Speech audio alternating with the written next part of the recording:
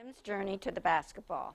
Early on in my days of motherhood, I realized that our main toy was going to be a ball, and then realized it would be many balls. Starting out on the floor, a ball was rolled back and forth for a very long time.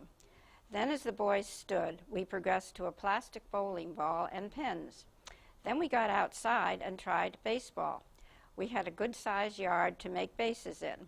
Our neighbors, Mike and Tim Anderson, joined in the games. Unfortunately, we had more right-handed batters than left, so it was Anderson windows that were broken. So then the wiffle ball came into being. However, the baseball came back for many years in Little League and Babe Ruth. The side yard had several holes in it for golf at one time. That was not Jim's favorite, but he gave it a go. A football was tossed around, which led to several years of midget football.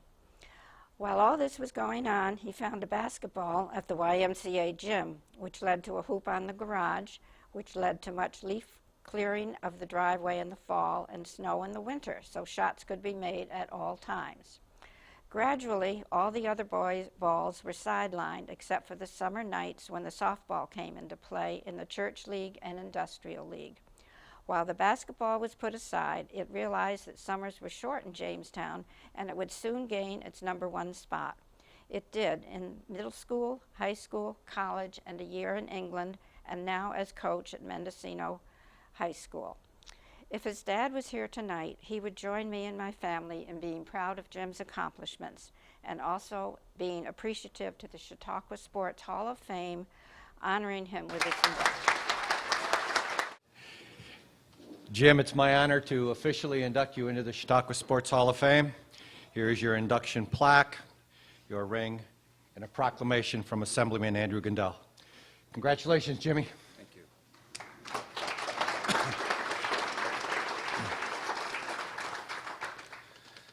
You know, we all live our little lives wherever we are, and mine's way up north in Northern California, about a 4-hour drive from San Francisco.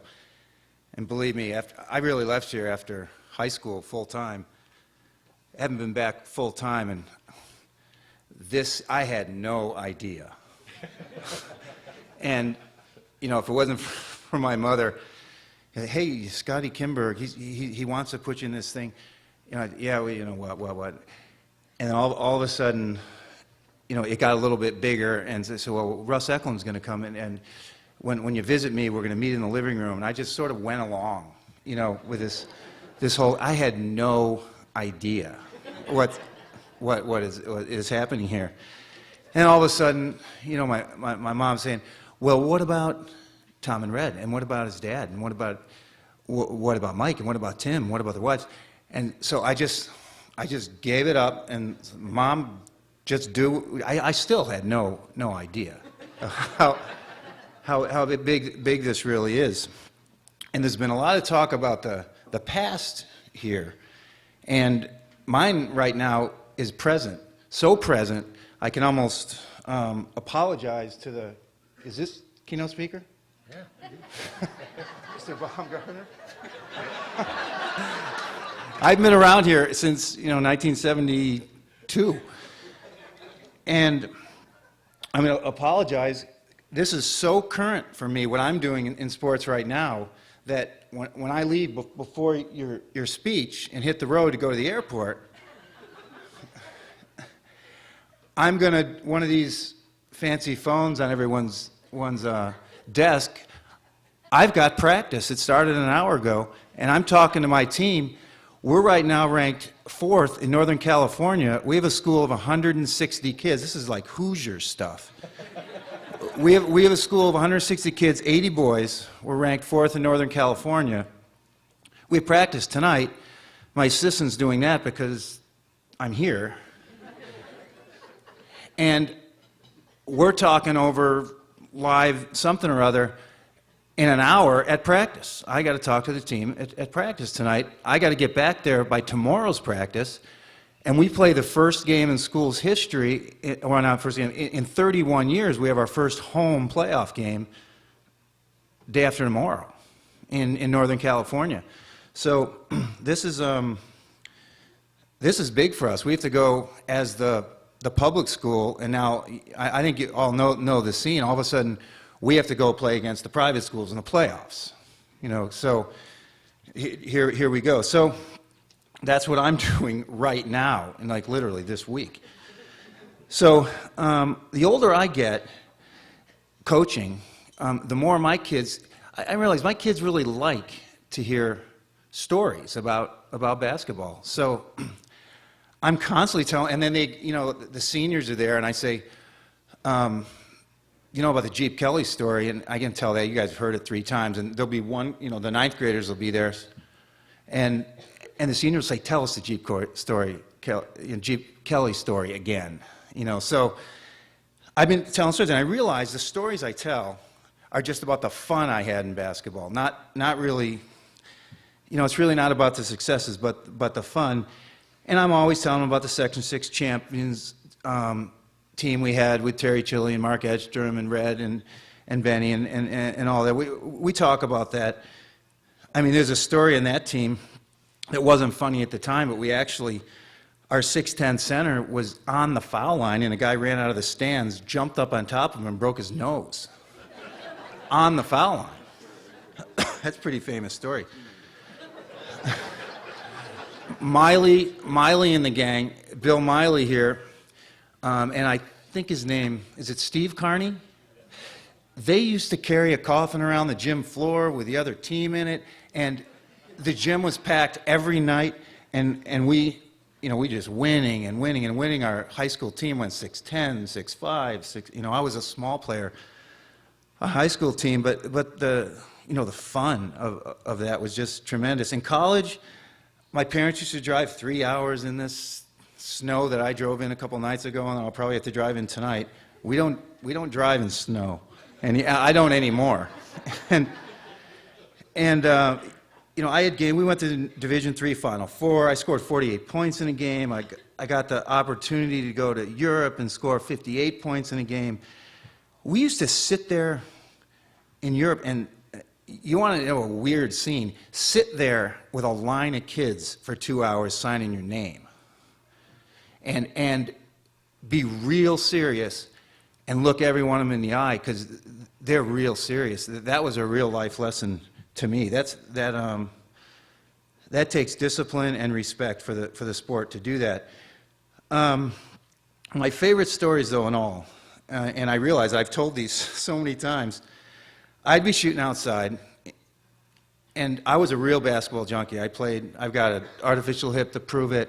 I played 8 hours a day sometimes, over and over. Tom Benson and I were just talking. There was only a few of us, and they weren't the best players on the team, that played every day. Any basketball players, it's different than a lot of other sports. Not better, not worse, but it's a kind of sport where you play every day. And I did that. I'd be shooting outside in all kinds of weather. I mean, rain, snow, everything. And I'd look up, and my basketball court and my window faced Mike Anderson's window. So then he'd hear me out there, he'd look out. His family, I know, thought I was crazy. My family, I was out literally in the pouring rain, and he'd come out, and we'd end up on his court, because they had an 8-foot basket, and that's where I learned to dunk. I learned that dunking was actually a skill you had to learn. You didn't just get tall and get to jump high and be able to dunk. I actually learned to dunk on his basket. He'd come out, we'd play one-on-one. It was so much fun. It could still be raining. And then the one I really told the most also includes some people at that table. And it's amazing, Tom, because you just said this about a half an hour ago, and I was like, did you reach in my pocket and read this thing? We used to go to Allen Park regularly, and we'd shovel off the snow. It would be like yesterday, it would be 12 degrees. And we'd shovel off the snow, we'd scrape off the ice. We had the down coats and the gloves and the hats on, and we'd start playing, and there was always 4 of us. And it was always Red and Benson versus Jim Young and Steve Waite. Day after day, week after week, winter after winter, and the coats would come off. You could still sweat in 12 degrees. Any skiers know it. We would start playing basketball, and we'd play harder and harder and harder. I think Waite and I won every game. Is that true?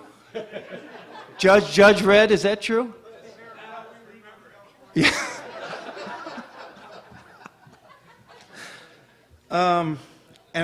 Again, the reason for the stories, that was so much fun. So I always want to review a few things in my speech. And I'm with all these kids, they're always reviewing everything for school and all. I'm in the middle of it right now, and I got to go to practice. It's just pretty amazing considering I'm here. I got to go to practice in Northern California. And that the stories are really just about the fun of it all.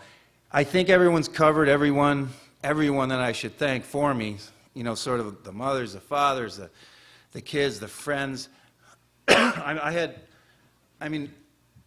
had a friend, Sue, that just came and introduced herself, and I had been gone so long. Actually, Tim Anderson, my neighbor, he started keeping track out in the bar. Okay, did you recognize? Did you figure out who that was? Did you figure out who that was?